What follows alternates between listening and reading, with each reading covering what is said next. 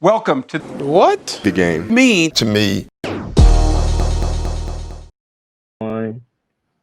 right, bet.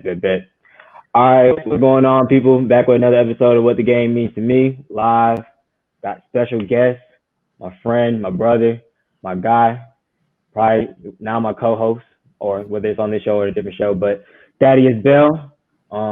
Glad to have you on. We finally got you set up and everything. How you doing today, bro? First of all, thanks for having me, bro. It's been a minute. I know we were supposed to get started months ago, but we finally here. I'm glad to be here and glad to talk some sports, of course. And that's about it. Yes, sir. All right, man. You know, name of the podcast is What the Game Means to Me. Of course, we grew up. We played a few different sports together. Played football and basketball together, of course. But I know you played it. We've been playing since little yay high. But so what is the game or whatever sport specifically speaks out to you? I know, of course, you play football now in Carolina. So what's the game mean to you? The game means a lot, bro. I've been playing sports since I was 5 years old. Football and basketball, even baseball too. I formed a lot of relationships. Some of my best friends now I met through sports. I made a whole bunch of connections, and sports has been something that's always kept me out of trouble. After school, especially in high school, with all that free time, you can do nothing but make bad decisions. But me always being in sports, staying active, just always kept me out of trouble. And it's taught me a lot of things: leadership, accountability, things that I need to know now that will help me out in the real world. And just the game, it's always been something I can fall back on when I'm not feeling right mentally. When I'm on the field, all that's blocked out. Like I'm not thinking about any of my problems, school, any of that. Yeah. And the game, it's just done a lot for me. It's formed relationships, put me where I am now. We never know, but I could see myself going into a coaching career, and this only because of sports, like the connections I made, the bonds I've created. So, yeah. Of course. Like I said, growing up, you were my quarterback. I was probably your favorite receiver. I say I was your favorite receiver. I ain't dropped a pass all ninth grade year, but you was like I say quarterback, Duluth High, of course. Playing now in Carolina. So kind of just talk to people a little bit about just your transition from like when you were younger all the way to where you are now, and like just quarterback position as a whole. Like what's it mean to you to be a quarterback of a team, a leader of a team, and have all that type of responsibility? First, I'm going to start off with the quarterback position. I don't know. Me and my dad, when we were younger, we just used to throw the ball like baseball, whatever ball it was, just toss it around, and I could always throw it a little better than the average kid. And when I got to the age about 6 or 7, like recess with kids, I just realized one day I always watch football, of course, but like at recess, one day I'm like, I want to have the ball in my hand like every play. I want to be able to control like what goes on, and I fell in love with the position.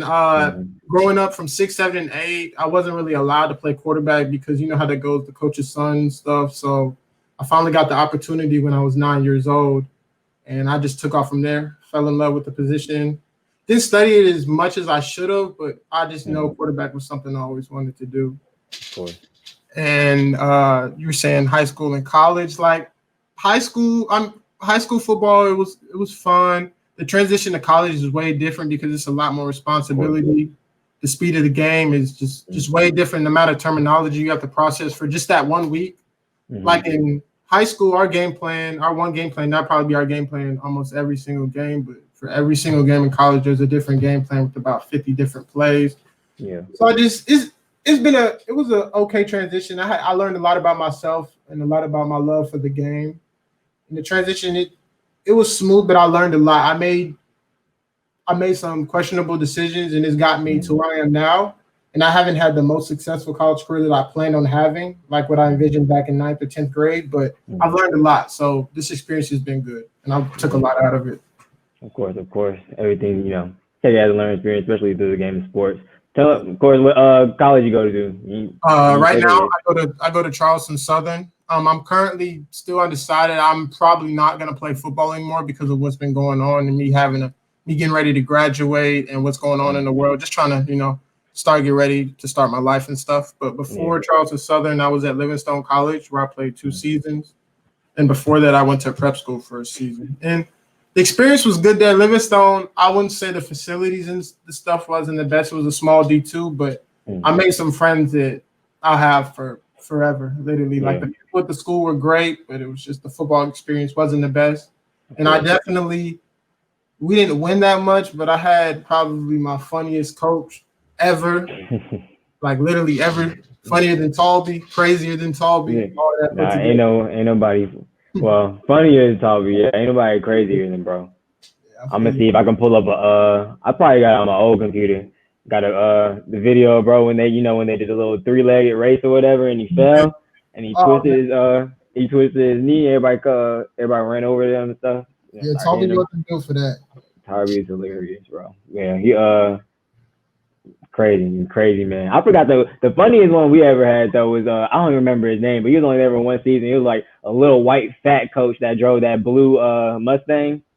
I forgot his name. He would say all that weird stuff, right? Coach Dave? Yeah. He would say weird stuff, but he was the funniest one, I swear. I don't remember what game it was, but I remember we were watching on the sideline. It might have been either ninth or I think it was the ninth graders or something. But you remember Mikey Fager? Yeah. He cause Mikey ran by somebody and tried to hand tackle and just fell, and then Buddy took off running. He was like, "Nice hand job." Yeah, no. I remember that. That was the funniest. That's probably one of the funniest moments. I always remember that shit. But I was thinking about that for years. I remember that being brought up all the time. Y'all would not let that go. Couldn't. It was like what? You saying that in the middle of the game, ninth grade? It was like the first drive too. It was hilarious. But what was I about to say? Can't even think of it. I guess back on track with the college thing and everything. Just kind of your thoughts. I think who I had one of my old friends I grew up with that played at Georgia Tech, Kyle Henderson, a few months ago. And of course, he was talking about just everything that's going on. Before, we've got college football now. It's been coming up on 4 weeks. But kind of your thoughts and just think, you just said you kind of a little bit undecided if you still want to play or not. Has it become because of COVID and everything, or how has that I guess played into your decision a little bit, and even people that you may know? Yeah, for me, when I got here, I was kind of I had to sit out a season, so I had the wrong mindset, and I kind of just I messed around my first semester, so I wasn't able to play that in that following spring, and then we got a new coaching staff, so I had to make myself known. Like the people that told me to prefer walk on, they left. That whole staff got fired. So I had to make myself known, and I had to catch up with grades and all. So fast track the last season, the season I'm allowed to play after I sit out, I go to my physical, and I remember telling them about my heart beating fast sometimes, but they discovered an issue which made it worse. And I had to sit out that season. So that messed with my mind. And then this year, trying to get ready to get back on the team and get situated and stuff. And COVID comes, so it's another break, and it just messing with me mentally, and my love for the game will always be there. That's part of the reason why I want to do something like this. But mentally, I'm kind of ready to move on to get to whatever job I'm working, whatever field I'm working in. I don't want to trying to play this last 1 or 2 years of football. I'm not gonna let that mess up a career opportunity I have ahead. So I'm trying to But to really answer your question, COVID was it was a small reason, but it was kind of when they announced that they were pushing everything back, that was kind of the final decision for me. So what did you think before? Like I said, we've already had 3 or 4 weeks, but what did you think was gonna happen? Or what was your thought process pretty much? Did you think these players that I guess we're saying, hashtag we want to play or whatever, was you kind of behind that, or was you nah, I need to kind of sit down and chill? Cause it was certain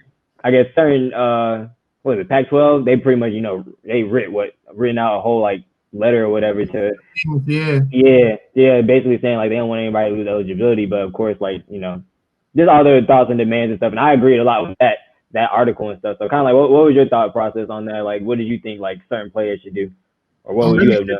Yeah, I'm 50-50, bro, to be honest, because I feel some of those people, those people that have been through crazy injuries. Think about some of those people that have had, they broke their leg or tore their ACL, so they haven't played the last 2 seasons. They've been fighting back, and this is their senior year. They're trying to go to the draft. They're trying to get drafted, put on for scouts, and they can't play.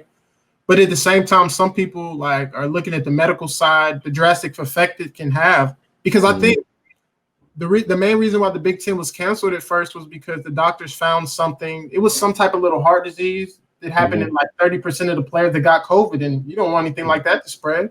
Exactly, yeah. But that's the main reason I'm 50-50. Like, I feel people why they want to play, but then again, health is more important. You don't want anybody dying, because what happens if an NCAA athlete dies? Like, they probably got to shut the whole thing down. Yeah, exactly. It's gonna be heavy on their hands, and they already got people that really don't really side or agree with the things that they do already. So yeah, I hear that. I was kind of that's kind of what we had talked about with other people as well, or other people, but Kyle as well, like that, just that 50-50 portion of it. Like, I understand why people have to go out there and play, like you said, like they're trying to get, drafted, like they need that extra year of, filming everything for scouts. And then other people on the other hand, like, either incoming freshmen or sophomores or people that redshirted, it's like they just don't want to lose that eligibility year. But, of course, they want to continue to stay on the team and play, because that's the one thing that I when I read that little article, I felt like they would sneak and do that type thing, like, kick some people off the team because they didn't want to play this year and wanted to sit out, and like basically like they lose their spot or their scholarship. And I feel like that's grimy as hell. So yeah, like I'm glad they came up with some type of plan to freeze everybody's clock that decides not to play, because literally for choosing health over, those people don't really care about you. They care about the money you're gonna bring in when you play. NCAA sports, that's a strict business. Like being in college for the last 4 to 5 years, I've learned like it's literally a business. There's no way around it. Money matters. Yeah, money motivates, money moves. That's all that matters. But yeah, man, of course, I kind of already knew a little bit, but appreciate you for sharing your story, sharing your thoughts and everything with the people. Of course, we're going to talk about it some more. We're going to do a lot of different fun, game segments, talk about some memories and everything. We actually probably get into that now before y'all see the background. We're going to talk about the NBA Finals and everything from last night, and then also talk a little bit about tonight's game with Thursday Night Football. It's going to be pretty boring, but, we'll give our thoughts and opinions and stuff on that. We also in a fantasy football league together. We've been in one since pretty much high school, so we'll talk a little bit about that as well. That actually beat me by like 15 points last week, but it's only because I ain't putting none of my whole bench outscored my starters, and I still had a chance to win in the end. But all in all, I already know I'm gonna win the league. That's probably the only loss I'm gonna take, to be honest. I'm gonna be honest. If you look top to bottom, if you look at my roster, if I just get like one solid number one receiver, no one's gonna beat me. That's all I really need. But I don't know if anybody want to trade in the league, but we'll see. Like from your end, you had to deal with, I don't know how you got, I swear you must have just had higher priority, but you got Mike Davis, and I remember I put in a waiver claim for him, but you had Christian McCaffrey as your pick. I thought your season was over with. So yeah, that's all. Yeah, Mike Davis, yeah, of course. But when Christian McCaffrey comes back, they probably 3-4 weeks. Yeah, you'll be all set. Jonathan Taylor, that was a good little. I don't know if you already had him or if you picked him up as well. Nah, he was one of my sleeper picks. Especially he was on my bench, but then when Marlon Mack towards Achilles the first game, I was like, yeah, he's gonna be. He started. Yeah, because I think I got Hines. I got Nyheim Hines. And they run the ball because they got the best O-line in the league to me. Yeah, they do. So, but what was it?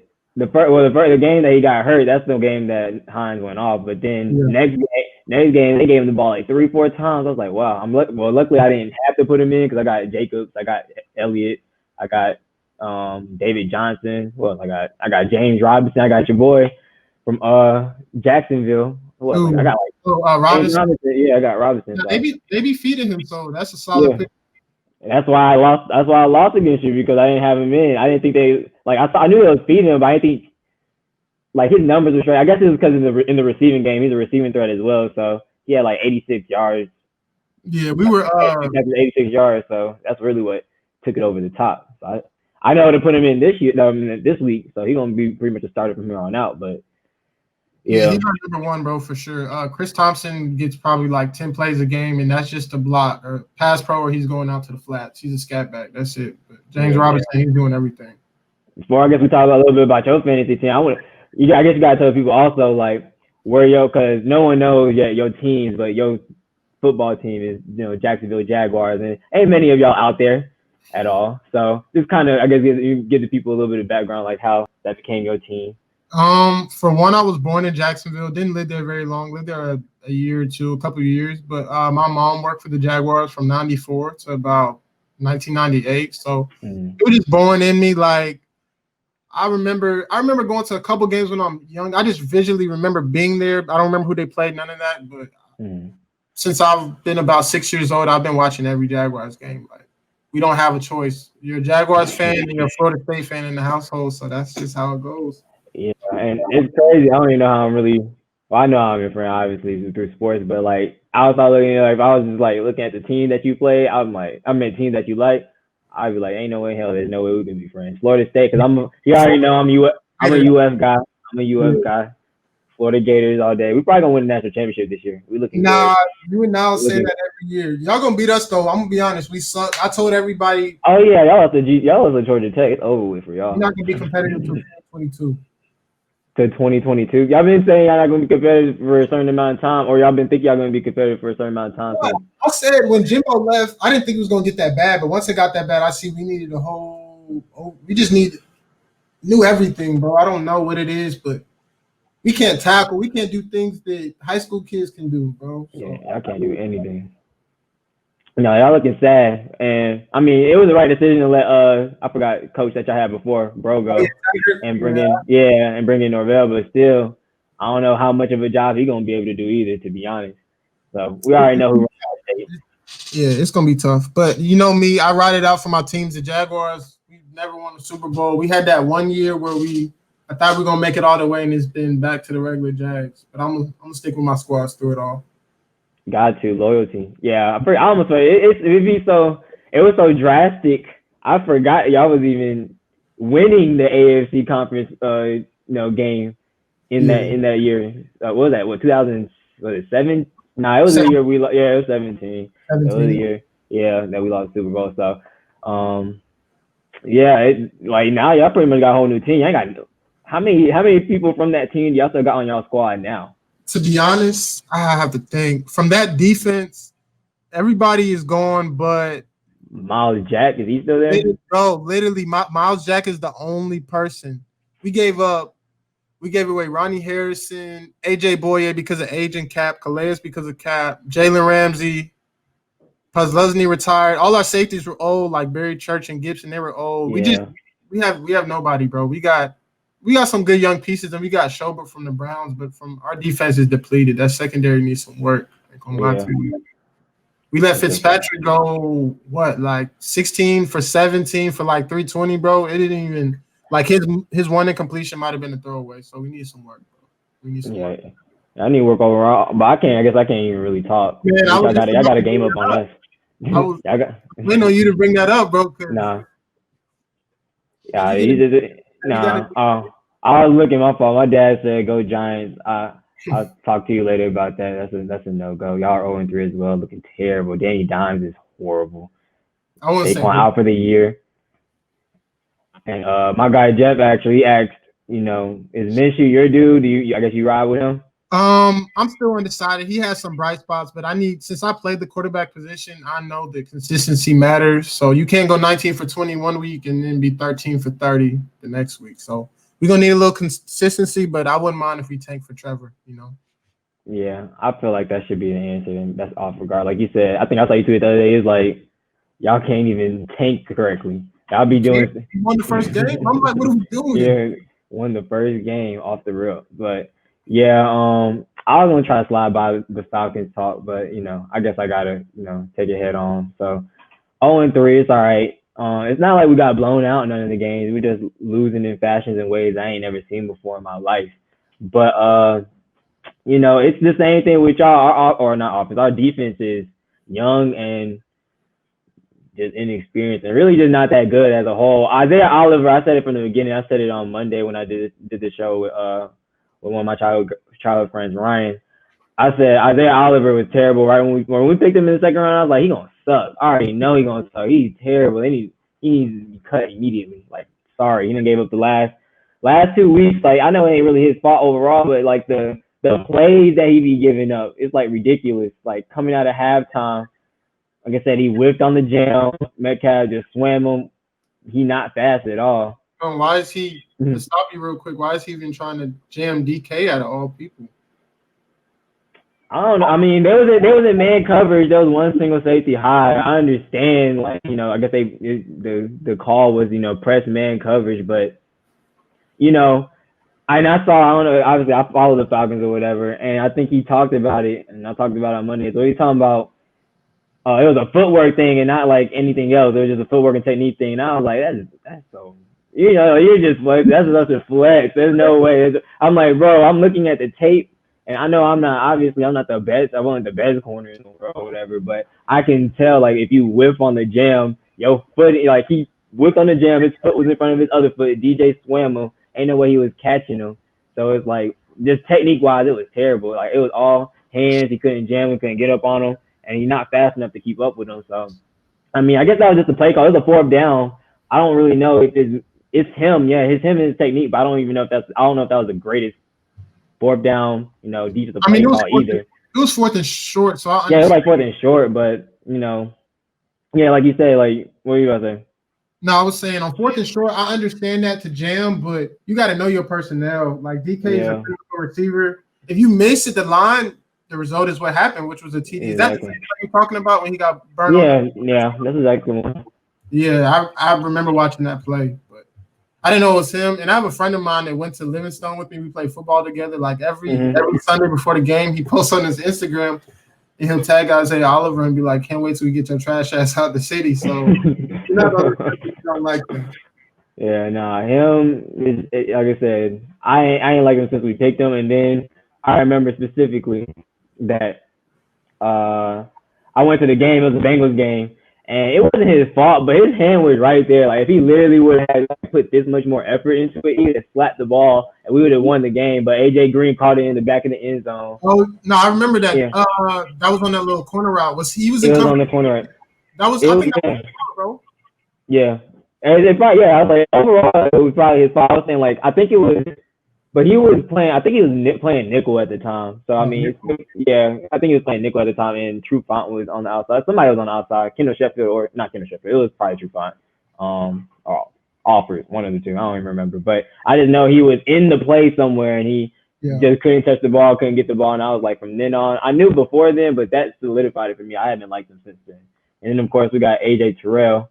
What do you think about him so far? Man, I don't like it either. I was down on the pick right when we drafted him. I was really high on, I don't even know why, but I feel like this past Sunday kind of proved a little bit why. I was really high on Trayvon Diggs. That's who I really wanted. If we wasn't gonna get CJ Henderson, or Okudah, obviously we wasn't because we 19 picked.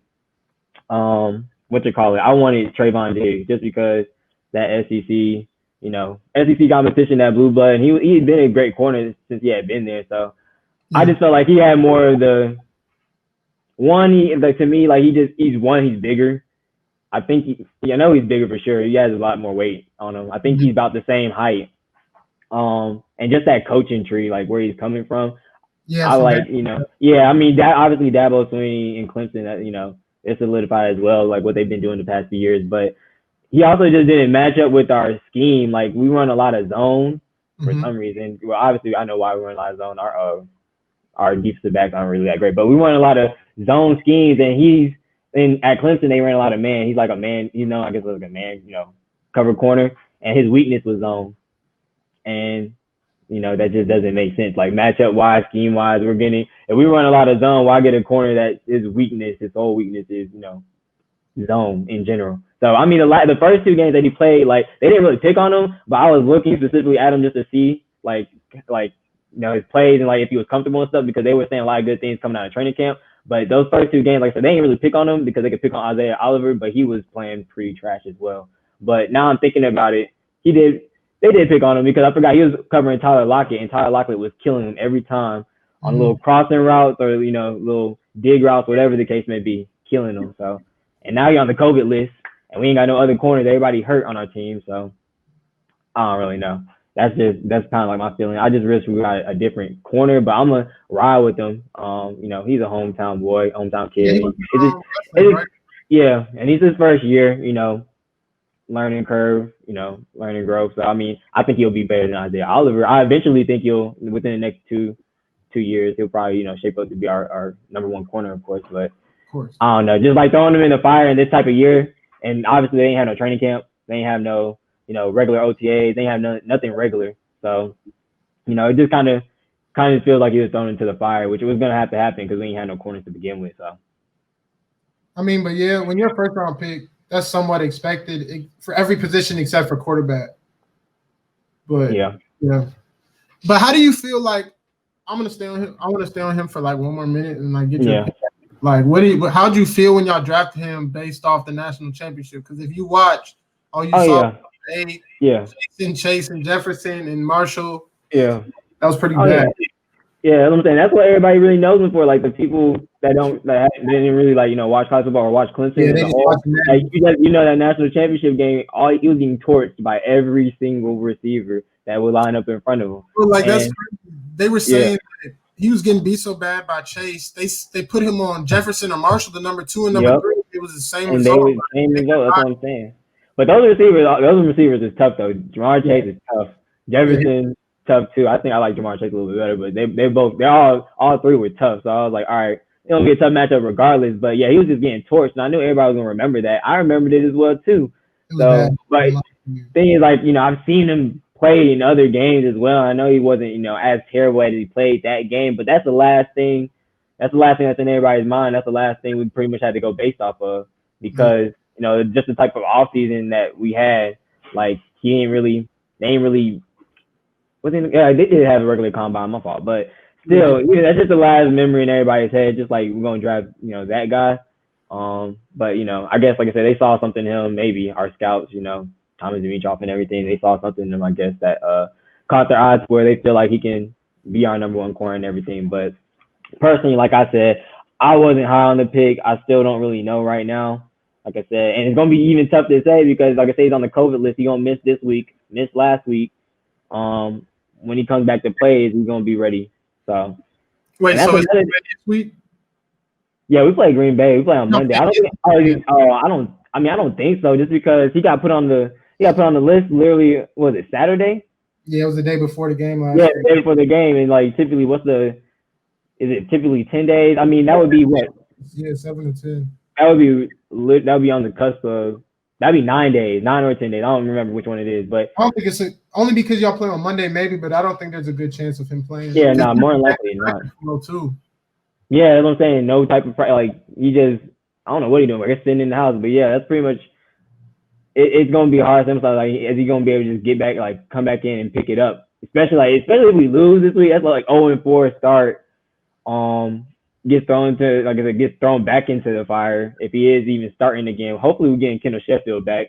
And either they're gonna have him starting or they're gonna demote Oliver and then have AJ and Kendall Sheffield starting. I don't know really what they're gonna do. Our cornerback situation looking terrible as a whole. Yeah, y'all need to figure it out because y'all play the Packers and Aaron Rodgers has been looking pretty good. But yeah, I was about to say but with Devontae out.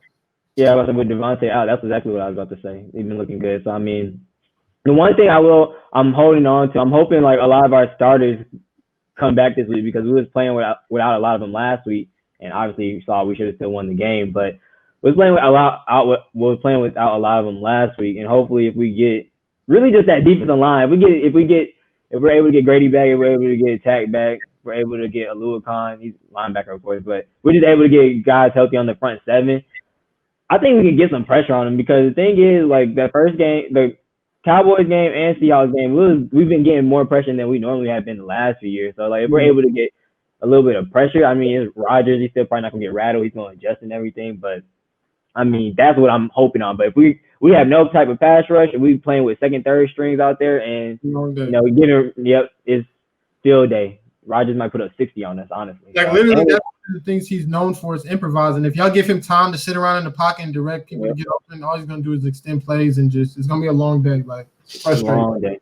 Yeah, and then we still gotta worry about Aaron Jones. Like we're not the biggest team and we're not the greatest tacklers either. So let them get a rhythm, from the start of the game, either running or throwing the ball. It's gonna be a long day for us. But that's one. The thing I'm hoping on is like they haven't played bad. It's just they don't know. They've been.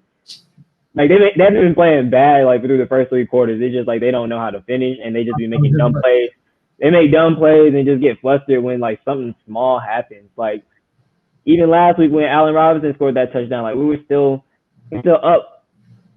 Oh, we were still up. You're all up 3 after that. We're still up 3 after that. And I won't put it all on the players. Last week was definitely a lot of play calling. Like Dirk Cutter gotta go. Like up. We had a drive where we threw the ball 3 times in a row, and the drive lasted 11 seconds. That made no sense to me at all. I'm like, what are you doing, bro?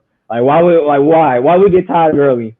Literally, why do we even have a lead like right now? What was the point of throwing the ball 3 times in a row and giving it right back to him, like on a short field? Because we threw it, we was like on the 20, like it was somewhere between the 15 or 20-yard line. I'm like, it just makes no sense. Like I could have went out there and been offensive coordinator. So it's like it's not all the players. It's definitely a lot of the coaching staff, coaching tree. So like when Dan Quinn goes, that's what I'm saying. I don't think we can't have no interim head coach like on this staff. It's like if Dan Quinn go, everybody got to go. The only one I might, literally everyone has to go. The only one I may think about keeping is Raheem Morris. Yeah, that's the only one. You said the only one.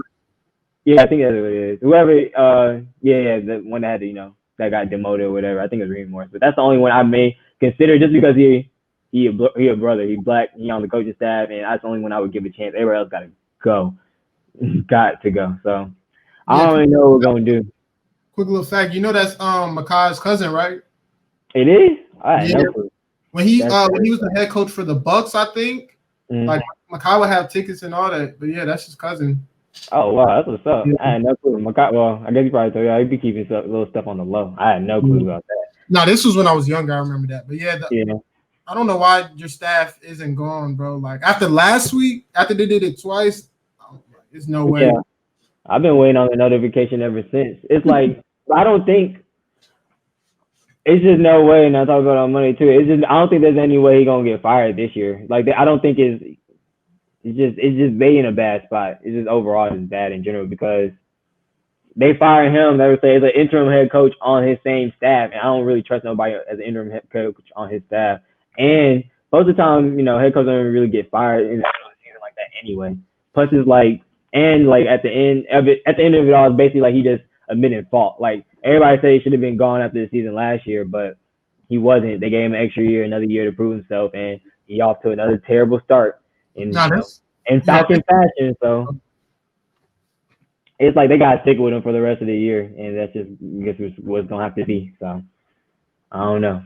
It's looking like another rough season, but I mean, I'm going through the same thing, and I've been going through it forever. So I'm kind of. But I feel like, I mean, I don't know. Y'all might not be in that bad of shape. I don't think y'all really gonna tank for Trevor, honestly. Y'all not gonna be in that bad of shape. Not because y'all gonna be competitive. Y'all playing great.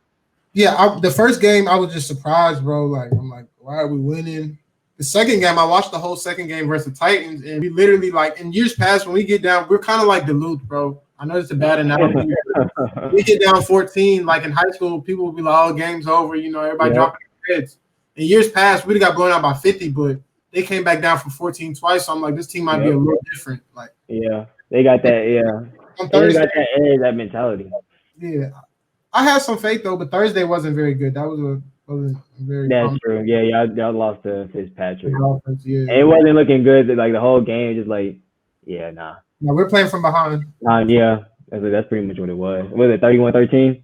Yep, and we were down 14-0. Like literally, their first drive, they didn't have 1 third down. Like they were down the field. They moving the ball. Fitzpatrick, bro. They don't have. I mean, they have a couple decent receivers. We know Preston because we played against him in 7-on-7 in high school, but him and Devontae Parker are the only weapons I think they have. Yeah, exactly. But I guess that's really all they need. And back Gaskins or something like that. No, they have a lot of backs though. Jordan Howard. They got Jordan Howard. Yeah. So they got that rotation. Gaskins Breeder too. Yeah. So I mean, it's still again, y'all got a game up on us, and in y'all division too. Houston's 0-3. We're in second. No, we're in third place, third because the Colts are 2-1. Oh yeah, Tennessee. I forgot about Tennessee. Indy is 2-1 because they beat the Vikings last. No, they beat the Jets. Yeah. So I mean, still, like I said, y'all gonna be competitive, and y'all gonna probably get a game or two in that division. I mean, that's what I'm for, bro. As a fan, like even if we lose on Sunday, like I want to be competitive. Feel like my team's in the game. I'm not trying to be down 21-0 in the first quarter. Would you take it like? Would you rather, as a fan, would you take the losses like that you feel like y'all are gonna take, like just being competitive, or the losses that we taking? Because like I'm not trying to lose the way you guys are losing, bro. I'm sorry. Being up 17, like in the fourth.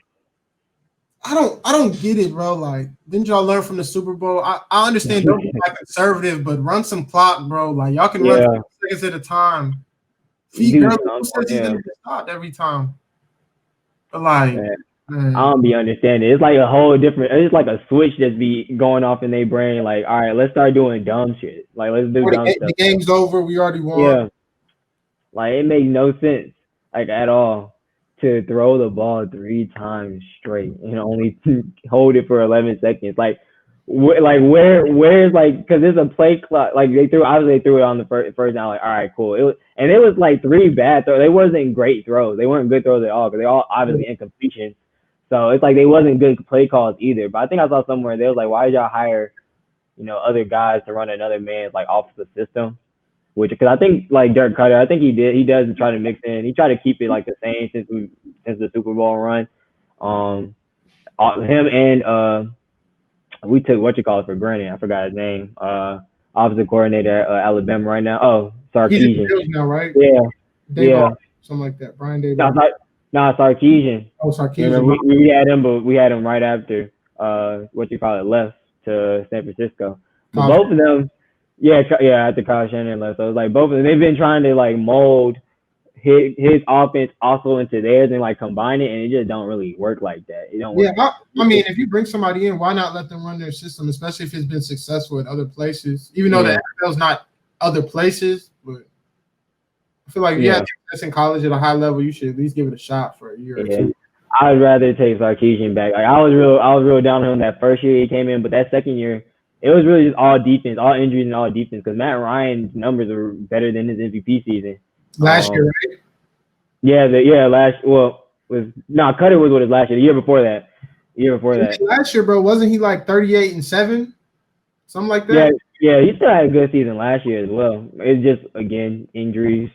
And then it's been that for so long, just injuries and defense. Bro, for y'all, I feel like offense. I mean, y'all haven't had the best coordinators at times, but y'all don't really have a problem putting up points. It's usually the defense, in my opinion. Yeah. Like it's even always, bro, I understand like y'all was doing dumb stuff, but y'all put up 30 points. I think they made a stat, bro. Like teams that score 30-some points have over 400 total yards and no turnovers are like 100 and something and 0, and y'all were the first loss. Oh yeah, well, we made history back-to-back weeks. If we ain't gonna do nothing else, we're gonna make some history somehow, some way.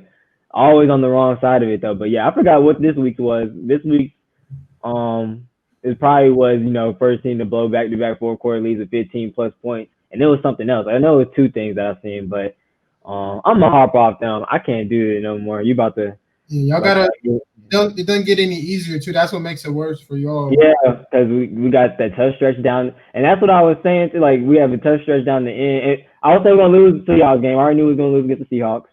And I was like, we should beat the Cowboys. They're basically like us, but we just have more, not camaraderie. We've basically just been together long. We got, they had a new staff, they got a new coaching staff, new offensive coordinator, new head coach, all that. Like, I just felt like I was going to play a part in it because they had a young defense and also a young offense, but they have an offense that can score. So I was like, all right, we'll lose against the Seahawks, we'll beat the Cowboys, and we should beat the Bears, and we'll probably lose against the Packers. So I was like, we're going to come out 2-2. Regardless of anything that happens, we should win we should win 2 games and lose 2 games, and more than likely, like I said, in that order. And obviously, it should have happened exactly how I'm saying it, like lose against Seahawks, because I didn't really feel like we were ever gonna win that one. Beat the Bears, beat the Cowboys, more than likely lose to the Packers. But I really was like we could beat the Packers as well, because we've had every time we play them, we have a lot of success. We always put up points against them because their defense hasn't always been that great. It's just really worrying about Aaron Rodgers and keeping him contained. And we always play them close, like no matter what, whether we're playing in Green Bay or we play them, in Atlanta. And the last time I think we played them, we blew them out to go to the championship. So I was like, we can easily win that game too. So 2-2, 3-1 start is what we should be looking at, but definitely looking like an 0-4. We'll pick up our first win off the Panthers. We'll probably pick up our first 2 wins off the Panthers, honestly, because I forgot who we play in between there, but we probably losing them too. Mm-hmm. Without CMC, you have a good chance, but don't sleep on them. If they had a better quarterback, I'm not a hater of Teddy Bridgewater. I've just never been the biggest fan. But they got some threats. Like Robbie Anderson, he slept on, in my opinion. And DJ Moore and Curtis Samuel, they can run. So Y'all second weak link, so we'll see. That is true. Hopefully we got a defensive court. Like hopefully they're able to game plan against that, but probably not. I feel like we're going into the same week doing the same stuff every single week. So I feel like ain't nothing changing. They probably just be going through the motions and shit. So some gotta give, man. I don't know what it is. Yeah. We'll figure out and we'll see it soon, hopefully. I mean, I ain't gonna count us out yet. Our division is still 2-1, 1-2, and then 2-1 and 2, and 0-3. So we're really only 2 games back. That's how I see it. So gotta keep hope, gotta keep faith. You didn't think about it. There's an extra spot this year too. Playoffs. Yeah, exactly. But the NFC is just so stacked. That extra, two, 3 of them extra playoff spots probably coming from the NFC West. So yeah, because they got Rams, they got Seahawks, they got 49ers. Once they get back healthy, they'll be fine. Even everybody in that division is 2-1 besides Seahawks. They're 3-0. So yeah, that whole division might go, honestly. That's what I was about to say. Like, just because there's an extra spot, all 4 teams could go this year. You never know. Yeah, but it would take, of course, like being that they got to play each other so many times. Like, someone's definitely gonna lose around like at least 4 or 5 games. So. Yeah, they'll beat that whole division. Like they'll beat up on each other together. Yeah, exactly. But so that's pretty much my prediction. Somebody's like 2-3 teams for sure is probably coming out there. Jared Goff looks a lot better as well. But we're gonna move on a little bit. We'll probably get back to the we'll end off Thursday night football, whatever. Like I said, it'd be pretty boring. But we're gonna talk about NBA Finals a little bit, of course. Last night was the first game. LeBron's my guy. Lakers looked pretty good. Anthony Davis looked pretty good. Lakers as a whole looked decently good, but they ain't finished that great. First, I guess just your initial reactions and how many games you thought or think it's gonna go to. For me, I don't know why. Yesterday I didn't watch the whole game. Maybe it was because of how bad it just got and I just knew the outcome. But my thoughts, I wasn't surprised because I was just always wondering how Miami would match up, like how they'd be able to stop AD. Like I know Bam's a good player, but AD's a different monster and he has height on everybody. Like their tallest player is 6'9", so exactly. I just felt they would struggle. I wasn't surprised. In Miami zone has got them this far, so I understand why they're using it. But I felt like they were going to get out of it because the Lakers couldn't miss really last night. And then when you have somebody like LeBron, especially when LeBron and Rondo on the court, those are 2 basically quarterbacks out there. Like they make the right pass. When you run a zone versus them, like they can hurt you. All they gotta do is make the shot. And last night, like KCP, Danny Green, I can't even remember who else was hitting shots, but those 2 guys made them pay. And for my outcome, I feel like Miami is a gritty team. They're gonna fight with Dragic being out, and Dragic and Bam don't play anymore this series. Well, I feel like Bam will play a little more, but if he doesn't, it'll be a sweep. But I think Miami will get a game for sure. I think they'll get 1 for sure, maybe 2. So I'm gonna go with 5. If I was betting in Vegas, I would say 5. Yeah, I'm thinking. I've been saying, since the beginning, every series has been pretty much the same way. Like 4-1, 4-1, 4-1. Whether they get that game, first game or second game. So I think this is going 5 as well. I think, like you said, they had a great run. They had like. Honestly, I guess putting it, side by side, they might have had a tougher run than the Lakers through the playoffs, to be honest. And they, they're a pretty physical team, and they've been playing pretty much hard, since they've, gotten into the bubble. So the one thing I had said before going to the series, I was like, whether they face the Heat or they face Boston, they're going to be playing a team that's going to play the whole 48 minutes. So the Lakers going to have to, play because, you be seeing them sometimes, they body language be terrible after somebody scores or, cuts or whatever and then scores or hits a big 3. Their body language just be terrible. And then also, like, they just don't play hard the whole time because they be relying, a lot on AD and LeBron. And also, they're also this, obviously the scoring load. And, we've been looking for that third option the whole year. Who is it going to come from? And it really ain't been Kuzma. Luckily, Rondo stepped up a lot in these games. Has played big. Also, KCP to a sense as well. Even Dwight on the defensive end. So my whole thing was like, ain't no way. Like they're the biggest, longest, most athletic team in the league. So the Heat they're not gonna be able to match them like that. What the Heat pretty much pride themselves on is playing hard. They're gritty. They're tough. They can hit shots. They play defense. And they play the whole 48 minutes, to their fullest. But last night kind of showed, like I guess I didn't see the whole game either because I had to practice. But I remember when I was looking at it on my phone, they was up like 23 or 10 or something like that. They was up more. It was up by 10 points at least, and then I got home. They were.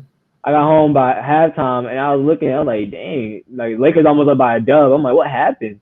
Like, and then I see, I guess, you know, talking about it during halftime and stuff.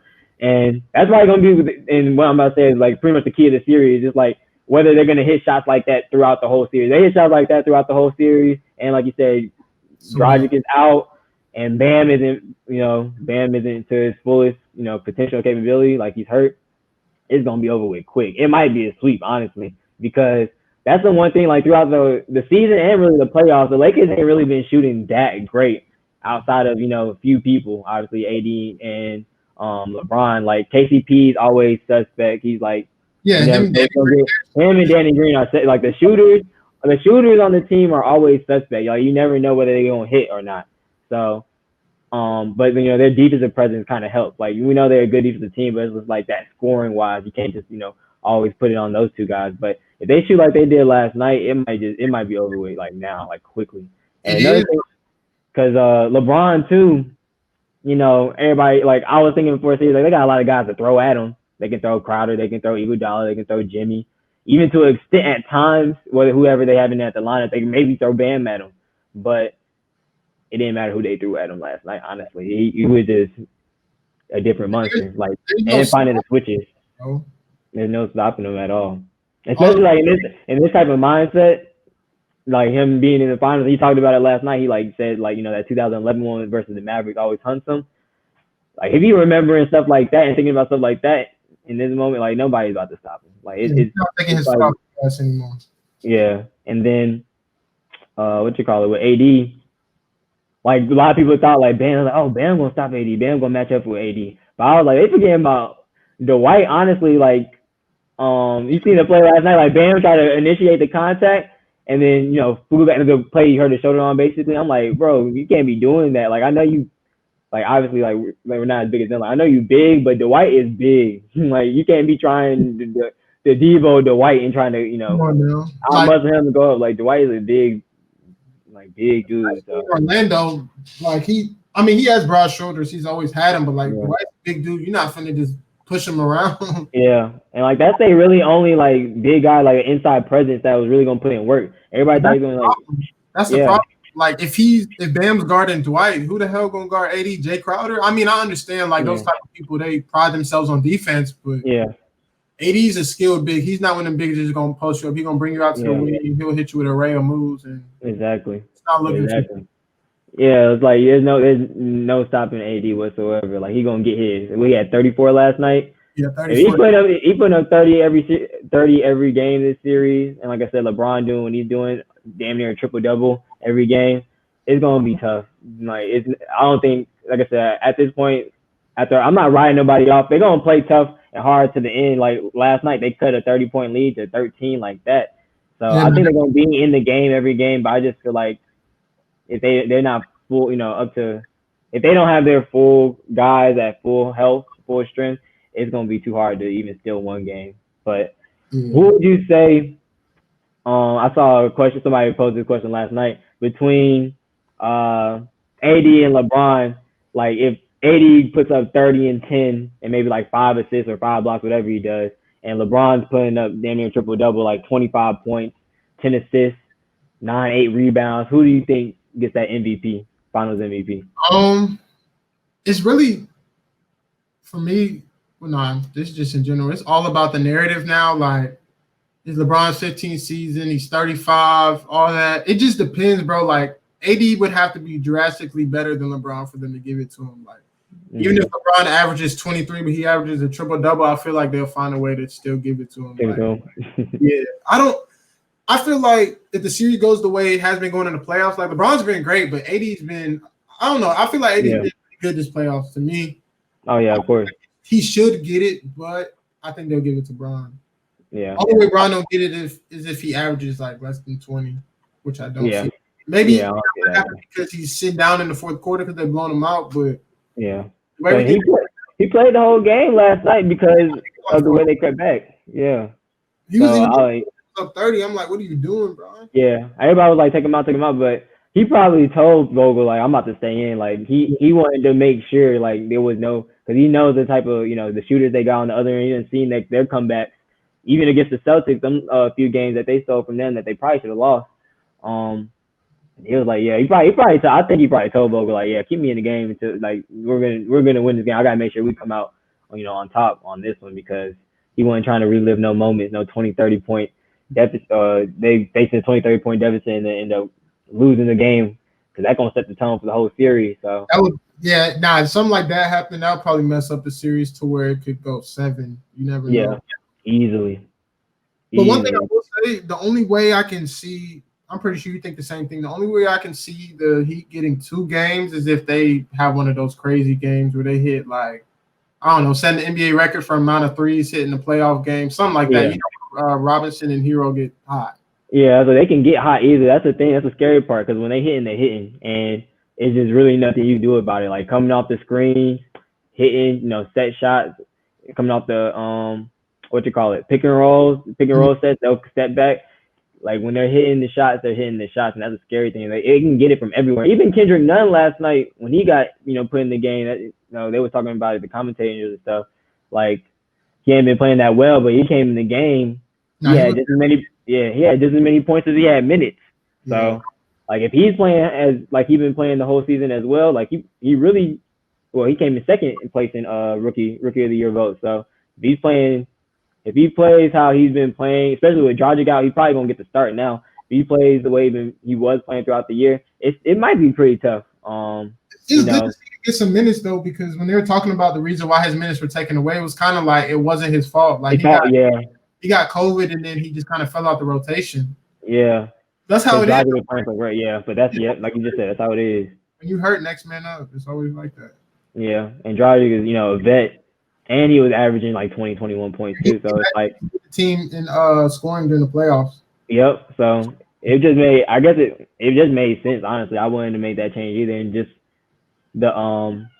the way they were winning and the fashion and form they was winning, it probably just brought like a different edge. Like I said, just being a vet out there, and like you said, just being the leading scorer overall. Like it just been hard to make that switch up. Like but I didn't think his minutes would get cut. Like I didn't know his minutes got cut like that drastically though. Yeah, like he was in the minutes that, let me just throw you out there for the last 2 minutes and a half. Like he wasn't getting really crucial minutes. Exactly. Yeah. So it's like, but it like I said, it is what it is. But he's gonna get the opportunity now. Just see what he does with it. And I know you probably done seen it a few times on social media. Jimmy Butler sitting on the bench saying like, all right, and shaking his head and stuff. Yeah. I don't know. You think he got like a little bit of edge now? Like Jimmy Butler always plays hard. He always has an edge. You think what you think he gonna do on Friday? He comes out and scores 30, 35? It depends how he's feeling, because Jimmy's not even that guy. If he drops 30, it's a rare occasion. Like he's gonna get his teammates involved. But I could see him, taking it in his own hands. I got to take over, but that's not really him, and that's not how the Heat play. So if he goes for a 30 ball, I feel like it'll be within the flow of the offense. But I could see them. I could see them coming out with some fire. But then again, game 1, they came out fine. It was like 15-5 at first. Yeah. Ron and them just said, "Nah, this is not what we finna do." Yeah, so it's not the. Do you know what the run was? Somebody said it on one of the shows I was watching this morning, but it was like a 70-30 run, something like that. Oh, geez, yeah, I didn't know. I heard like a little bit of a smaller one, like after like that first quarter or whatever. I guess when KCP was hitting hit his threes to kind of get them back going. It was I don't know. One I heard was like it was either 20 something or 30 something to like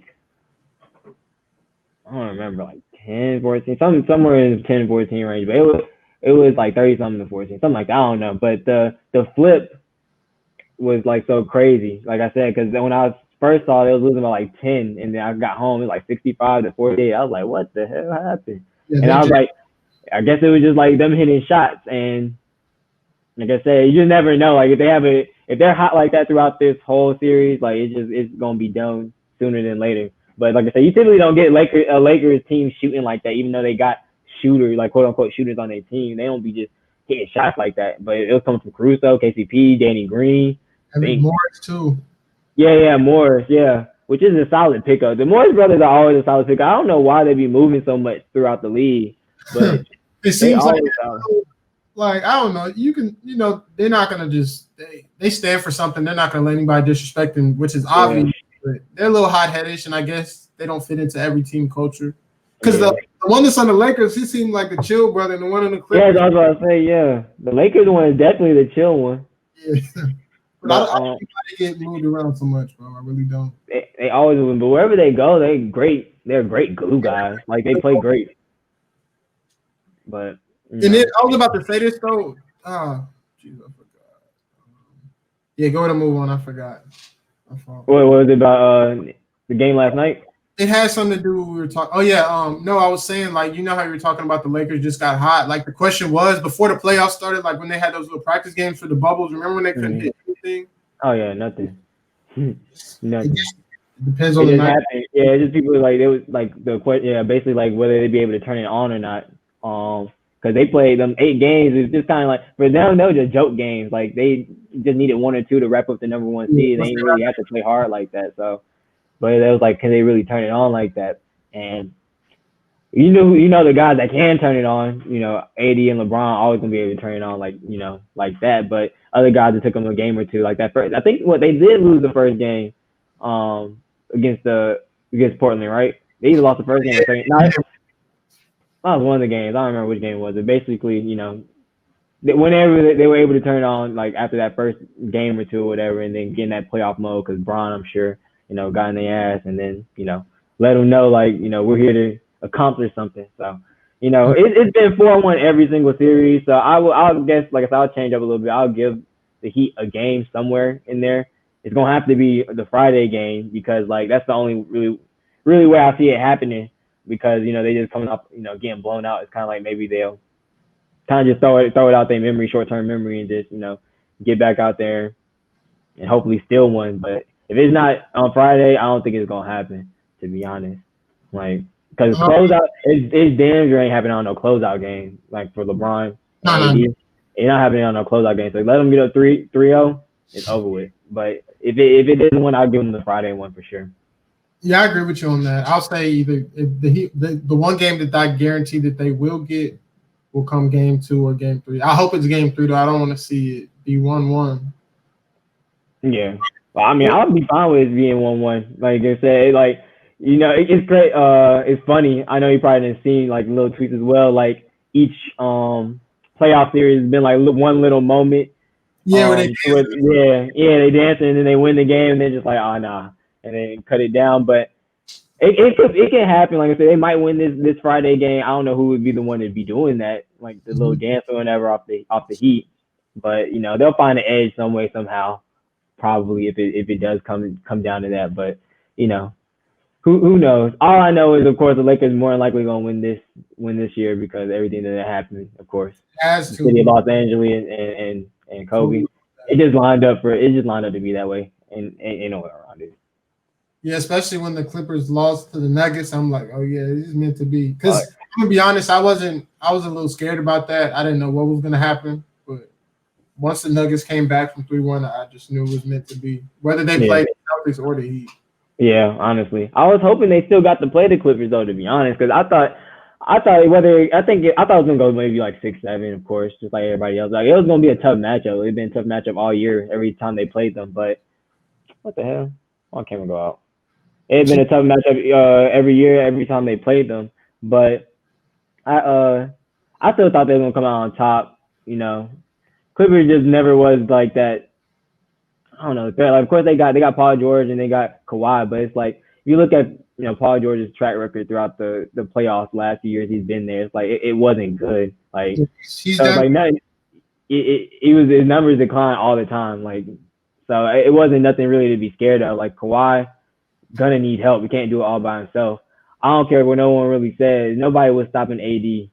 Like they can throw Montrell at him and say that and all that, but Now he got if they would have, all they had to do if the Clippers made it past, all they had to do was watch the film from the last series because Joker was giving him the work every time. Exactly, that's what I'm saying. Like nobody, if Jokic is giving you work, like AD's for sure giving you buckets.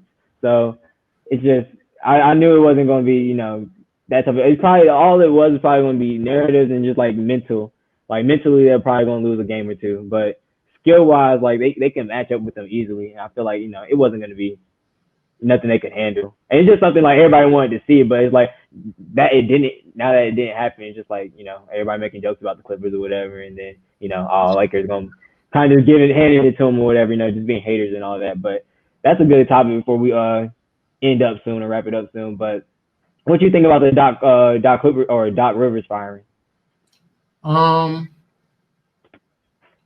I'm 50-50 on it as well. Like I feel like his track record gave them somewhat of a reason to go in a different direction because he's blown leads before. He's never been to the conference finals with the Clippers. Mm-hmm. But then again, like even I played in high school and college, but you can tell this in high school too. Like your coaches can only do so much. Like your players have to go out and perform. Exactly. It's on him to give them the game plan, put them in the right position. But Paul George has to make those shots. Doc Rivers not the one shooting the three out the side of the backboard. I mean, that's on them for going cold, bro. Because literally, I watched game 5, 6, and 7, and they're up 16 with like 6 in the third quarter, and everything just unravels. Like maybe that's coaching a little bit because they're blowing leads, but the players out there, they're the ones. Allowing it to happen. Yeah, like they're professionals. So it's like at some point. I'm 50-50, bro, because I feel like it's somewhat Paul George and Kawhi's fault. Everybody's fault that didn't perform. Lou Will didn't play well in the bubble. All that.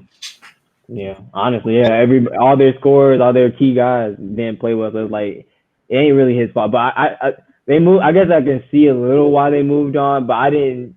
I think like someone said, I thought they would maybe give him one more year with this group. If they're gonna continue to keep this group, like you gotta give them one more year. Because even though it was an excuse, like it was a major excuse when they were talking about they didn't have much time to, gel and, form a bond and like get that type of, comfortability with each other and playing with each other, get used to each other. That was the biggest excuse ever because Lakers had to deal with the same thing. Their whole starting line from last year to this year is literally totally different besides LeBron. So it's like, You can't really make that excuse, but like I said, like it kind of goes into it where I feel like they could have gave him one more year to work with that same group of people, or same group or same team or whatever, just to kind of like see and vet it out. But again, like I said, I can see why they moved on just because he ain't been past the second round since he been there. So last time he blew a 3-1 lead. 3-1 lead to the Rockets, Josh Smith. So. It's like certain stuff like that. I can understand and see why. It's like behind closed. It probably was like a mutual thing, maybe. I agree with that. The mutual part, I do. Yeah. Because I just don't get that why they let him go, and because Kawhi they said in the meeting like he told Doc he wanted to play for him. So why would you like let him go and you just got him to come and play with you? So, but it'll be interesting to see who the replacement is. I feel feeling that it's already one of the assistants on the staff, Ty Lue or what's his name? Cassell. Yeah. I think that probably be the right move. Honestly, I don't think there's really. Who else they gonna bring in? I'm trying to think. I don't know if there's really anyone out there that they would want to bring in. The coach has to be respected and be able to handle some of the personalities on the team. I'm not saying there's a handful, but him and people like Morris, like they have different personalities, so you can't bring in some pushover. Exactly. Yeah, I'm trying to think of any coaches that got let go last few years that might. The only one they're not bringing in D'Antoni. I can't see that 3-ball with nah. They're not bringing in D'Antoni. They like I say probably gonna come within. I think probably Ty Lue is probably up next for the job. They probably give it to him. Which he probably. I mean, I guess he deserves it. I probably would say I don't know. I be just thinking. I be trying to think of black coaches, of course. So I'm thinking of. Ain't really much out there, but I know Nate McMillan did a good job when he was with Indiana. Yeah. Did they let him go? They did. They got by the beat. I forgot why they said they let him go, but yeah. So I feel like it's a possible. More than likely, I just think it's Ty Lue. I don't think anybody. I can't think of anybody really off the top of my head.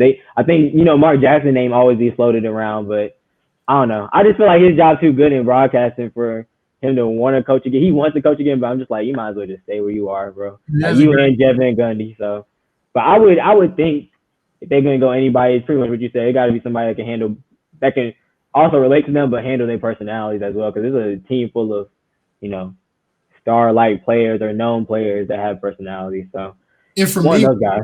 One more quick thing for me, bro. I feel like they wouldn't have made that decision without having like a plan B, like not even just another coach in mind. Like they're already in negotiations or some type of talks, because you can't just fire Doc and you got to have somebody else to replace him. But I think we should know who their new head coach is within the next 2 to 3 weeks.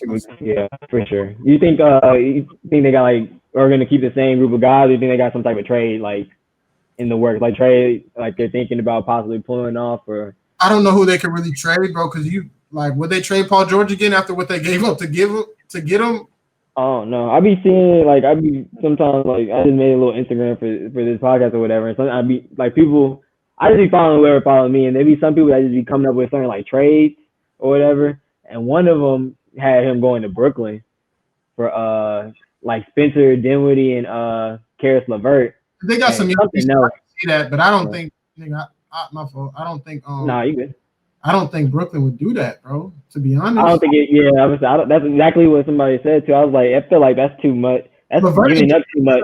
Thomas too, bro. Yeah, LeVert and Dinwiddie, they're like, I feel like that is too much for Paul. Yeah. Like them two, and because I think it was also picks as well. So like picks and those two young and upcoming players.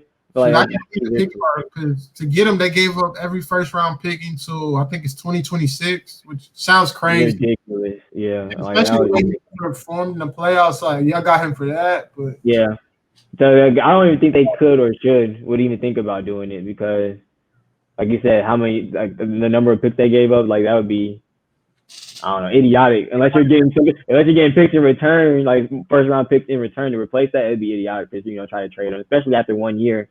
And the type of year that it was, like, y'all were playing and they had to stop and then come back and start playing again. Like, let them try to maybe get that full season under their belt and see just, kind of what happened. Ain't no way. Yeah, it's going to be a lot tougher, though. A lot tougher. Golden State's coming back. I don't know how they're going to look. I'm not saying they're going to be championship contenders, but the West is stacked now. Yeah. They're gonna be straight. They're gonna be straight. They got the three-headed monster that they already had. They got a number one pick, whether they keep it or trade it. They got Andrew Wiggins now in the fold. Like, he has promise. He just has But with them, a lot of attention is gonna be gone from him, so he's gonna be able to get his buckets for sure. Yeah, exactly. So I mean, it'll be interesting overall to see. Kind of like what happens with them in the off season. I know they're gonna cram everything together. They're trying to start by Christmas, but everything should unfold pretty fast. We're gonna have a bunch of stuff to talk about all the time, as usual. But I guess to end off the show real quick, we'll just do predictions, for Thursday night football. And then just say whatever we gotta say to end off the show, and then of course we'll be on again soon. So don't worry about it, everybody. Like I said, we'll see that again, because he's gonna be my new co-host or whatever. But just Thursday night thoughts and like maybe your score prediction or whatever. Well, one little quick thing for if you guys didn't know, I have a small problem. I like to bet on sports like football and stuff. So I'm betting tonight, and where you betting at? Huh? No, I have a friend. We bet, and he's respected. Like, he pays every time. So we have our little thing where we send a list of games and who we pick for the week, and we probably bet on like 5 games a week, and we put like 20 on it, and you win some, you lose some. And then I do those little apps that I sent you like last year, Fox Bet. But I'm about to really get into the game. Yeah. I do. I'm about to try to do it too. I mean, I do FanDuel. I do the Fox thing too. I've been doing that. I ain't never hit yet, but FanDuel, I'll be getting like 10 cent, 12 cent here and there. I'll be doing like the little small ones, but I think the most I've ever gotten was like $10 one time. But yeah, we'll figure that out. We'll do that. But you betting on the game tonight? Who you got? Yeah, back to what I was saying about that. I'm betting with the Jets. It's really a hard pick because both teams they're both decimated with injuries, but I just feel like the team with the quarterback in place, even though he doesn't have many weapons around him, I don't even think Le'Veon's playing tonight, but I have a feeling that I trust Sam Darnold more than Brett Rippon, to be honest. Like, he was a third string guy. He was on the practice squad. He doesn't have any chemistry with receivers. Cortland Sutton's hurt. Von Miller's not there. Denver just hasn't really looked promising with all the talent they have. The Jets haven't either, but I just have a small feeling that the Jets are going to pull it out. And I would say My prediction will be 27-17. It should be more offense, but I don't think so. 27-17 will be my prediction. Yeah. Both teams pretty much dealing with the same things: injuries, not playing up to the talent level that they had, and honestly, like I said, without Von Miller there, both defenses kind of suck a little bit. But I didn't even realize what got hurt last week. Broncos backup. Who they had backing them up? Blake Bortles. I think they got Blake Bortles. Who? Driscoll. Oh, Jeff Driscoll? He was the backup. He got benched. Oh, he got benched. Yeah, he got benched in the Tampa Bay game, so that's why the dude is starting. And I know this dude's name is familiar because he was in our class. So I used to keep up with like the quarterbacks in our class 2015. Yeah. But yeah, so he was in 2015. He's pretty straight, but we'll see how he does in his first start. Yeah, it's a first start, so it's gonna be tough. He got. Oh, that reminds me. I need to figure out if I'm gonna take Fant out or if I might have to leave him. Nah, I don't know. Because I got Jimmy. It's a different league though, but I got Jimmy Graham. I picked him up just because he did well last week, and they got Nick Foles in the game now, so he might get more opportunities. So he had a decent day last week. Yeah, that's what I'm saying. He had a great day. Torched us. So I'm thinking I got it on IR though. So I got Goddard, Fant, and Jimmy Graham. I don't know if I'm gonna keep Fant in though, but I'm thinking like typically when new quarterbacks come in, they typically like to look at tight ends a lot though. See that, bro? That's their like the big target. Just Yeah. If I don't think anybody's open, I'm gonna throw it to you across the middle. Like exactly. You trust them more than or somebody you never know. He could have been with somebody on the practice squad that got elevated, so they have some type of chemistry. Stuff like that works. That's why Daniel Jones and Darius Slayton have such chemistry. They used to be together on the practice squad. Exactly. You got Fant on one of your teams though. You keeping him in or you taking him out? I have to look at my roster again. I don't know who's my backup, but he's bound for one good play. He has speed, so I could, even though he might not get 6 or 7 catches, he could get one catch that goes for 80 yards, and I'm good with those 12 points. So we'll see. That's true. I'm gonna take a look at it. I gotta see who the Bears play this week, and then I'll figure it out from there. But yeah, for me, you said who? Real quick, one more thing. One other reason why I'm picking the Jets, their defensive coordinator Greg Williams, like he sends a lot of blitzes, and for a new quarterback, he might not have the best day, bro. He might. Yeah, that's gonna be too much. He's gonna be able to read. Yeah, it's gonna be moving too fast for him, like you said. Yeah, that makes sense. I can see that for sure. And of course, they got Darnold back there. And if they get, I forgot I got Jameson Crowder on the team too. If they get him back as well, as another target. He needs help, bro, because Mims from Baylor, he hasn't played a game yet either. So it's pretty rough. They've been throwing these little white receivers. Yeah. And bro from Norcross. Yeah, exactly. So I don't know. I think your prediction line is pretty accurate. It might be if it gets ugly soon, like if the Jets are able to score and like you said, Greg Williams continues to blitzes at bro and he can't really read the defense, and they don't pick up protection really well, it can get ugly real quick. So I might go as far as say it might be like Jets could put up 30-something points, like I said, especially if Jameson Crowder is coming back.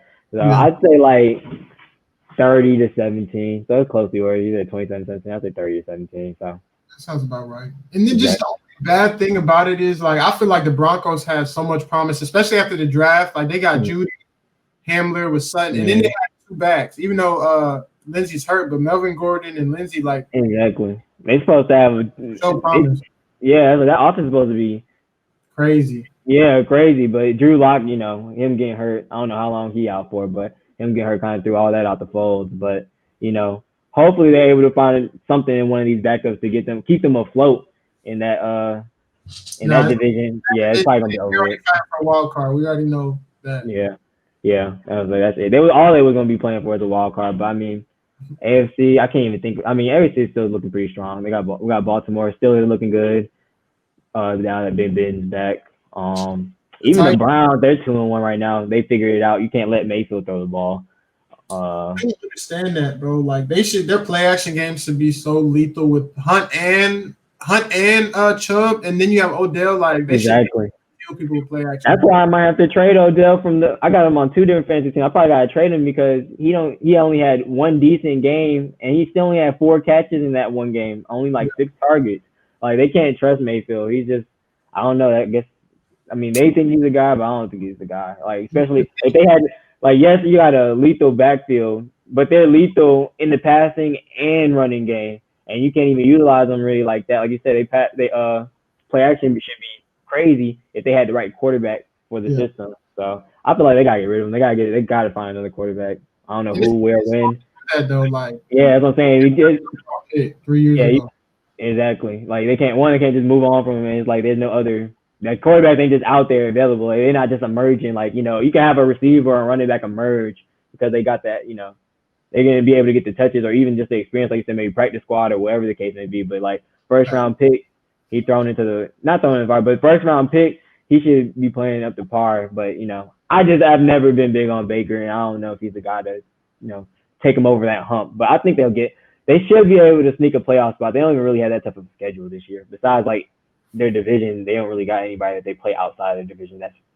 I'm gonna be honest, bro, it shouldn't even matter for them. Like they just need to be able to put it together. I know they're the Browns, I know their history, but like all that talent y'all have, especially on defense, you got Garrett.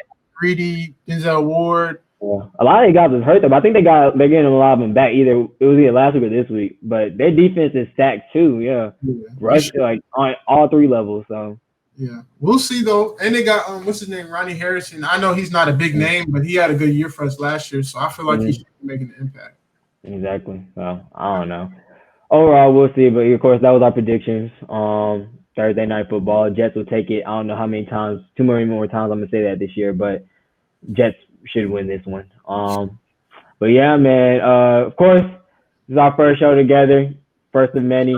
Whether it's gonna be on this show or we come up with our own little, show that we put together, whatever, different graphics and all that. But of course, you can just sign out, just let everybody know, of course, where they can find you, where they can follow you at. And yeah, just last words in general. Appreciate you having me on the show. I look forward to being on here or on our own show, like you said. But you guys can follow me. My Twitter handle, I need to change it because I haven't changed it since like 8th grade. But it's like Thad_504, something crazy like that. And my Instagram is Thad_underrated. Need to change that too. Not on social media enough, but I look forward to hearing back from y'all and y'all tuning in to a great show. I only plan to get better at this. So yeah. Of course. Yeah, they're better than me. Honestly, it's just growing. Like, just getting on the mic and just kind of coming out there and do it. I already said that, but you'll look back at it and see that you did perfectly fine. Like I said, it's just honestly, we're just getting on here and talking. But of course, we got a lot of things planned. Of course, I'm glad to have my guy, one of my really good friends, be on board with me. We'll be putting out a lot of different content, whether just regular sports talk shows like this. We'll do some game shows. We'll do a bunch of little different things, talking about like posing different questions, debating that, whatever, the case may be. So probably have some of our old teammates on and everything as well. So y'all be sure to tune in, follow us. You already know where to follow me and this podcast at right there at WTGMTM podcast. And then of course my regular one is G the First. I probably gotta change mine as well. And then Instagram is what the game means to me as well. So signing off again for another episode. I appreciate you guys for tuning in to another episode, What the Game Means to Me, and we'll see you soon, very, very soon. See you next time, folks. I'm gonna catch y'all.